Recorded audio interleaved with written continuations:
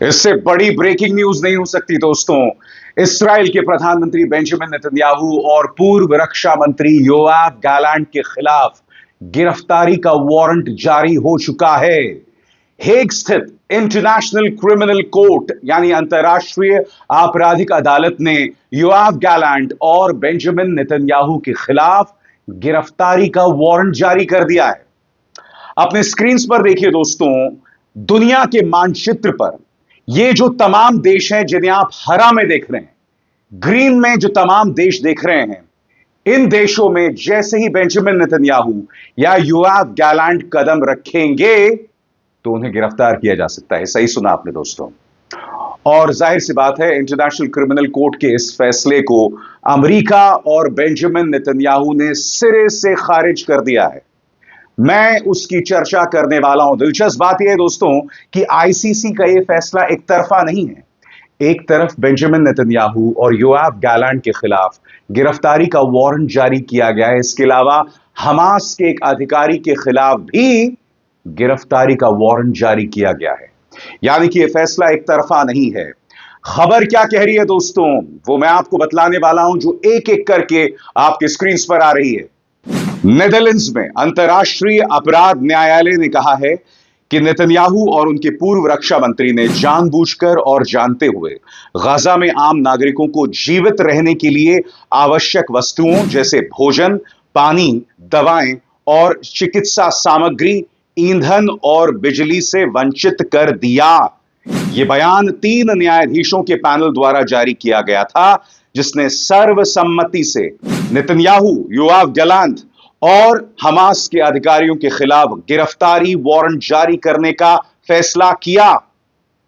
जैसे मैंने बताया ना दोस्तों, यह एक तरफा फैसला नहीं है। यह मत सोचिए गिरफ्तारी का यह वारंट सिर्फ योआव गैलेंट और बेंजामिन नेतन्याहू के खिलाफ जारी किया गया है। यह हमास के एक अधिकारी के खिलाफ भी जारी किया गया है। और जाहिर सी बात है, इस मुद्दे पर बेंजामिन नेतन्याहू और अमेरिका दोनों नाराज है। दोनों की प्रतिक्रिया आपकी स्क्रीन पर यह है। अमेरिका के राष्ट्रपति जो बाइडेन और बेंजामिन नेतन्याहू, और उनकी क्या प्रतिक्रिया आई है आपके स्क्रीन पर। इस फैसले के बाद नेतन्याहू और अन्य इस्राएली नेताओं ने आईसीसी के मुख्य अभियोजक करीम खान के अनुरोध को अपमानजनक और यहूदी विरोधी बताया। अमेरिकी राष्ट्रपति जो बाइडेन ने भी अभियोजक की आलोचना की है और हमास के खिलाफ आत्मरक्षा के लिए इस्राएल के अधिकार का समर्थन किया है। दोस्तों, अगर आप अमेरिका के इस बयान पर गौर करें, वो कह रहे हैं कि हमास के खिलाफ इस्राएल के पास पूरा अधिकार है आत्मरक्षा करने का। इसमें किस तरह के दोहरे मापदंड सामने उभर कर आते हैं। मैं आपसे एक सवाल पूछना चाहता हूं। आज से 1 साल पहले जब 7 अक्टूबर 2023 को हमास ने बेकसूर इसराइलियों को मौत की घाट उतारा था, स्वाभाविक सी बात है उसका बदला लेने का अधिकार है। मगर अब तक गजा में 45,000 बेकसूर लोग मारे जा चुके हैं। मैंने बार बार आपको इस मंच पर बताया है कि किस तरह से गजा के अस्पतालों पर हमला किया जा रहा है, संयुक्त राष्ट्र के अधिकारियों पर हमला किया जा रहा है, अस्पतालों पर हमला किया जा रहा है। ढेरों ऐसी मिसालें हैं जहां बच्चे सड़क पर मर रहे हैं। ढेरों ऐसी मिसालें हैं। और अमेरिका क्या कहता है कि इस्राएल के पास अपनी रक्षा करने का अधिकार है।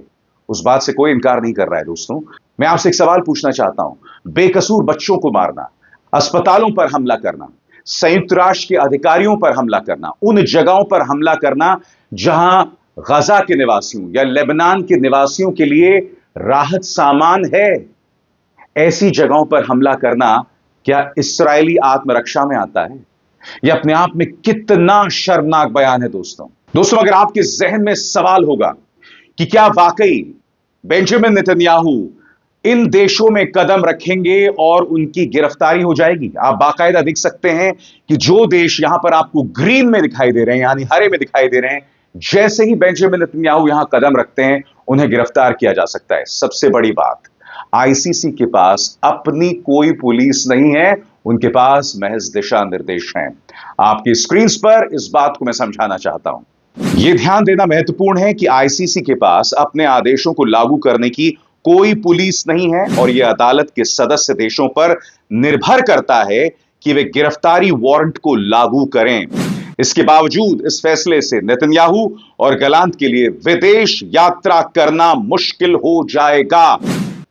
दोस्तों, मैं आपको बतलाना चाहता हूं कि इस मैप में किन किन देशों में जाकर बेंजामिन नेतन्याहू और उनके पूर्व रक्षा मंत्री के लिए मुश्किलात पैदा आ सकती हैं। जैसा कि आप देख सकते हैं, बाकायदा जैसे ही दक्षिण अमेरिका में जो है बेंजामिन नेतन्याहू कदम रखने वाले हैं, उन्हें गिरफ्तार किया जा सकता है। उसी तरह से यूरोप में आप देख सकते हैं, ब्रिटेन में कदम रखने से, जर्मनी में कदम रखने से उन्हें गिरफ्तार किया जा सकता है। इस मैप में जैसे ही आप जूम इन करते हैं तो आपको यह बात समझ आ जाएगी कि भारत में बेंजामिन नेतन्याहू सुरक्षित हैं, क्योंकि भारत में वो आदेश लागू नहीं होता। इसके अलावा आप देख सकते हैं कि अफ्रीका में कई हिस्से हैं। जूम इन कीजिए दोस्तों यहां पर, और आप देख सकते हैं अफ्रीका में कई ऐसे देश हैं जहां बेंजामिन नेतन्याहू के कदम रखते ही उन्हें गिरफ्तार किया जा सकता है। मध्य पूर्व, जाहिर सी बात है, मध्य पूर्व तो जाने का सवाल ही नहीं पैदा होता। और ऑस्ट्रेलिया में जाते ही बेंजामिन नेतन्याहू को गिरफ्तार किया जा सकता है। और मैं आपको बतलाना चाहता हूं, जैसी ये खबर आती है तो अल जजीरा में इस खबर के बारे में क्या कहा जाता है, ये सुनते हैं।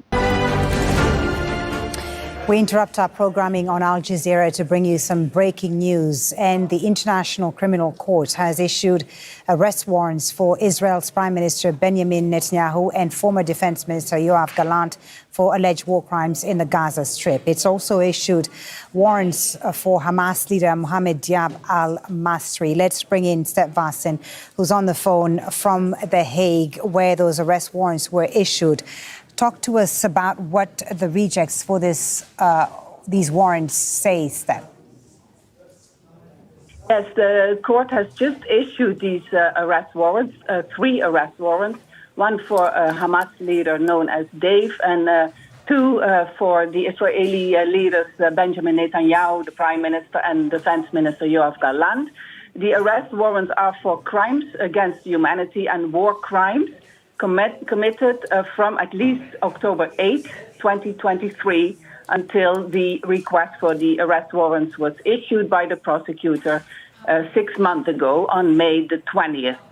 There have been some really serious delays for issuing these arrest warrants. There was a lot of questions about if the ICC was capable of doing so, despite a lot of rejections by the parties that are involved in the ICC, especially also from Europe, from Germany, but also Israel has very much tried to avoid this by filing all kinds of complaints. But अब आपके जहन में सवाल होगा दोस्तों, जैसे ही आदेश जारी हुआ है तो अंतर्राष्ट्रीय तौर पर बेंजामिन नेतन्याहू की हैसियत क्या हो गई है।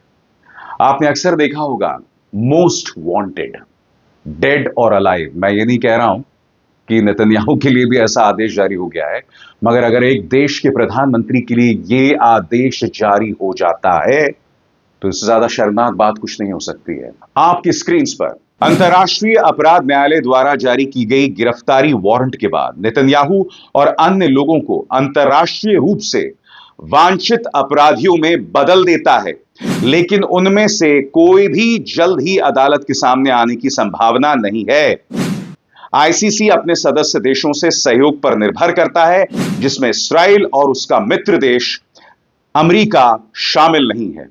लोगों को मुकदमे का सामना करने के लिए लाने के लिए आईसीसी केवल तभी मामलों का अभियोजन करता है जब किसी देश में कानून प्रवर्तन अधिकारी खुद ऐसा करने में असमर्थ होते हैं।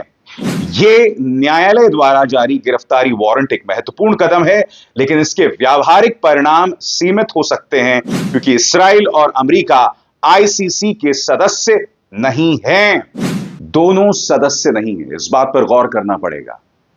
अब सदस्य नहीं है तो इसका अर्थ यह नहीं है कि बेंजामिन नेतन्याहू ब्रिटेन में कदम रखें या ऑस्ट्रेलिया में कदम रखें तो यह गिरफ्तारी वारंट उन पर लागू ना हो, क्योंकि आप जानते हैं दोस्तों, इस वक्त यूरोप में ऐसे कई देश हैं जो बेंजामिन नेतन्याहू की हरकत से बेतहाशा असहज दिखाई दे रहे हैं। उनमें साफ तौर पर एक डिस्कंफर्ट दिखाई देता है, और यही वजह है कि बेंजामिन नेतन्याहू के खिलाफ यह आदेश मायने रखता है। मगर उससे भी बड़ी बात यह बेंजामिन नेतन्याहू की नैतिक हार है। हम ये नहीं भूल सकते हैं दोस्तों कि बेंजामिन नेतन्याहू को अपने पूर्व रक्षा मंत्री योआव गैलेंट को बर्खास्त करना पड़ा। क्यों? क्योंकि वो चाहते थे कि इस युद्ध को रोक दिया जाए। वो चाहते थे कि बंधकों की रिहाई के लिए पहल की जाए। बेंजामिन नेतन्याहू इस जंग को जारी रखना चाहते थे। इस वक्त मैंने आपको इसी मंच पर बताया है और किसी और पत्रकार ने आपको यह जानकारी नहीं दी थी कि किस तरह से इस्राएल की सड़कों पर खुद इस्राएली लोग इस वक्त बेंजामिन नेतन्याहू का विरोध कर रहे हैं और यह जानकारी आप तक किसी ने नहीं पहुंचाई थी।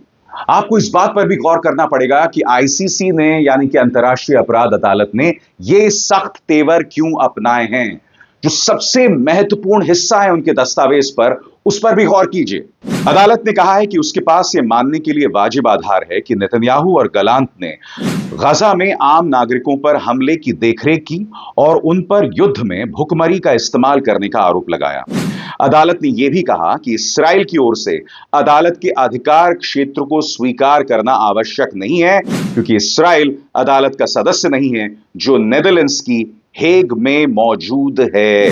दोस्तों, इस बीच इस्राएल के युद्ध तेवरों में कोई फर्क नहीं आ रहा है। रोज आए दिन वो लगातार हमला कर रहा है और बेकसूर लोग मारे जा रहे हैं। हर गुजरते दिन के साथ नेतन्याहू जो हैं वो युद्ध अपराधी बनते जा रहे हैं।